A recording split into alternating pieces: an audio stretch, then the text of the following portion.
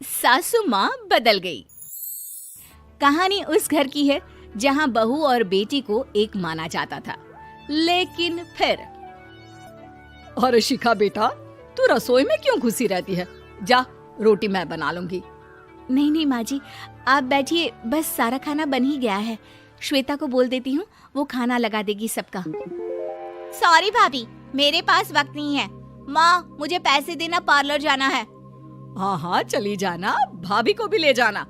वो भी जाने को बोल रही थी पार्लर, पर पहले ना मदद कर दे उसके खाना लगाने में। देख माँ, वो बहू है, उसे बहू रहने देना, इतना सर पर मत चढ़ा भाभी को। श्वेता, ज्यादा मत बोला कर। बहू और बेटी में कोई फर्क नहीं होता है। जा जाकर काम कर। ननद को माँ का भाभी से इस तरह प्यार करना बिल्कुल अच्छा नहीं लगता।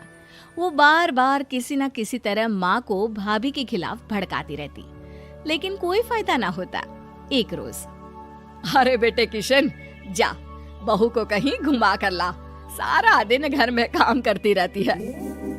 हाँ हाँ माँ, हम लोग जा रहे हैं ना गोवा। अच्छा जी, भाभी ने तो हमें बताया भी नहीं। वैसे तो सारी पंचायत करती है, ये गोवा वाली बात क्यों छुपा गई हमसे? अरे क्योंकि उसे खुद नहीं पता था बहन। मुझे टिकट सस्ती मिल रही थी तो मैंने बुक कर दिया। हाँ शिखा, पैकिंग कर ले, संडे हम जा रहे हैं गोवा।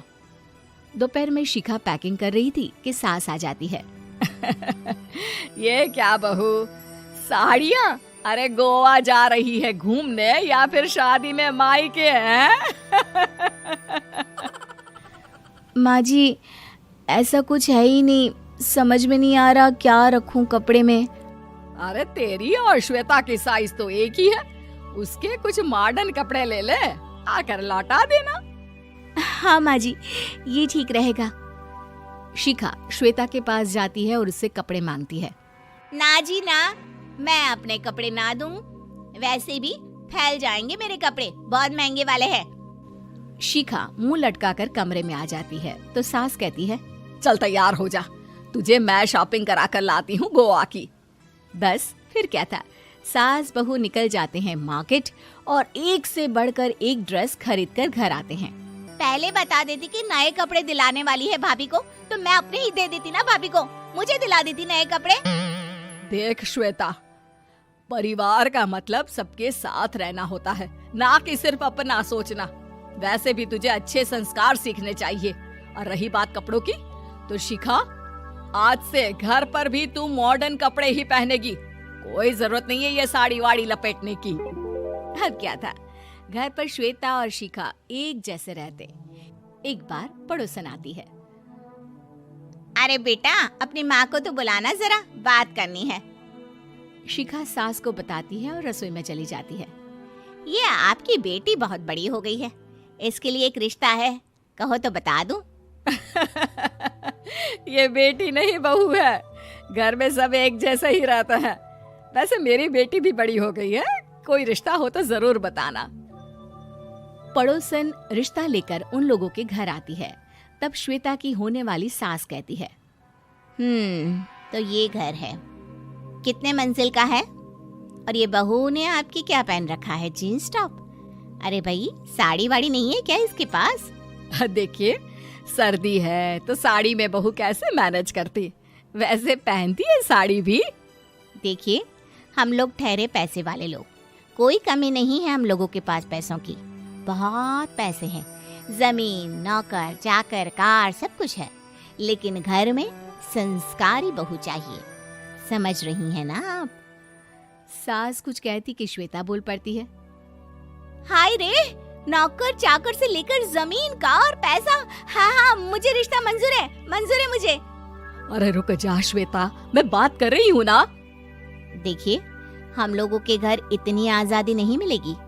अरे हाँ कर देना माँ, हाँ कर दे जल्दी से। सास क्या करती, बेटी की शादी ऐसे घर में कर देती है जहाँ ना उनके विचार मिलते हैं और ना ही आचार। शादी के बाद एक रोज फोन पर, श्वेता बेटा, एक बार घर आ जा, बहुत दिल करता है तुझे देखने का। माँ, वो घर पर बहुत काम होता है, कैसे आऊँ? बड़ा घर है, लेकिन आने जाने वालों की लाइन ही लगी रहती है। बेटा मैं तो जानती थी उस घर का हाल, लेकिन तू ही नहीं मान रही थी।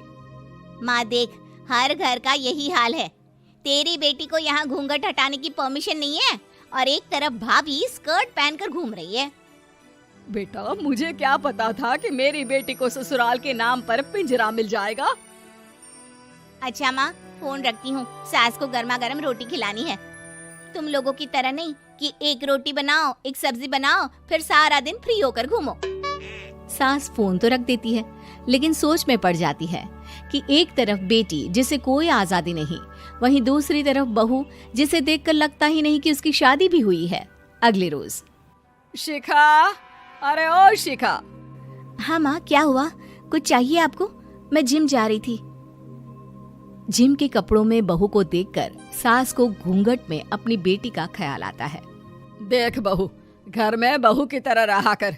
इतने टाइट कपड़े पहनकर जिम जाना पसंद नहीं मुझे। जा जाकर रोटी बना। रोटी? माँ अभी तो शाम के 6 बजे हैं, इस वक्त रोटी? अब क्या मेरे खाने पीने पर भी पहरा है? अरे जब मर्जी तब मैं अपने घर में खा भी नहीं सकती क्या? बहू को अजीब लगता है। वो समझ नहीं पाती कि जो सास कल तक इतनी सपोर्टिव थी, उन्हें अचानक से क्या हो गया। वो किचन में जाती है, गरम रोटी के साथ 2 तरह की सब्जी, रायता, सलाद सब लेकर सास के पास आती है। माँ जी, खाना। इतना सारा खाना? राक्षस समझा है क्या मुझे? रोटी मांगी थी मैंने गर्मा गर्म बस। पर माँ जी, रोटी खाती किससे आप? सब्जी तो बनानी थी ना। अरे भूख मर गई मेरी तेरी बहस से। जा जाकर काम कर, अंदर पूरी रसोई साफ कर। बहू अंदर चली जाती है। थोड़ी देर में श्वेता घर आती है। अरे शिखा जल्दी से चाय ला, पकवान बना, मेरी बेटी आई है। अरे नहीं नहीं माँ, ड्राइवर बाहर खड़ा है। मैं तो घर का कोई सामान खरीदने के बहाने यहाँ आ गई हूँ, मुझे जाना होगा। अरे बेटा, पर कितने दिनों बाद देख रही हूँ तुझे, रहने आ जाना 2-4 दिन के लिए। आ जाऊंगी माँ, जब मेरी सास मरेगी तब। मैं तो रोज मन्नत मानती हूँ कि मेरी सास मर जाए तो अच्छा है। अच्छा चल, जा रही हूँ माँ। हे भगवान, कैसे कैसे दिन देखने पड़ रहे हैं मेरी बेटी को। सास अंदर जाती है, जहाँ श्वेता की जिम वाली सहेली का फोन आया होता है। क्या बात है, आज जिम नहीं आई? अरे पता नहीं यार, आज माँ को क्या हो गया अचानक। पर खैर कोई नहीं, लगता नहीं कि मैं अब जिम आ पाऊंगी। शिखा स्पीकर पर बात कर रही थी, जिसे सास सुन रही थी। यार ये सास ना होती ही ऐसी है। मैं तो कहती हूँ बुढ़िया जल्दी मरे और तू आराम से जिए। शिखा को सहेली की बात पर गुस्सा आ जाता है। माँ के मरने की कौन सा बच्चा दुआ मांगता है मोहिनी? आगे से ऐसी बात मेरे सामने मत करना। हमारे घर की शोभा ही माँ है। क्या हुआ जो थोड़ी सख्ती दिखा रही है? उसमें भी कोई ना कोई उनकी भलाई ही होगी। मैं तो कहती हूँ भगवान मेरे जैसी सास सबको दे, जो सिर्फ माँ की तरह है। सास वाली तो कोई बात ही नहीं है उनमें। सास ये बात सुन रही थी। उनकी आंख में आंसू आ जाते हैं कि क्यों वो बेटी की किस्मत में बहू को भी भागीदार बना रही थी। शिखा, अरे ओ शिखा, क्या हो गया?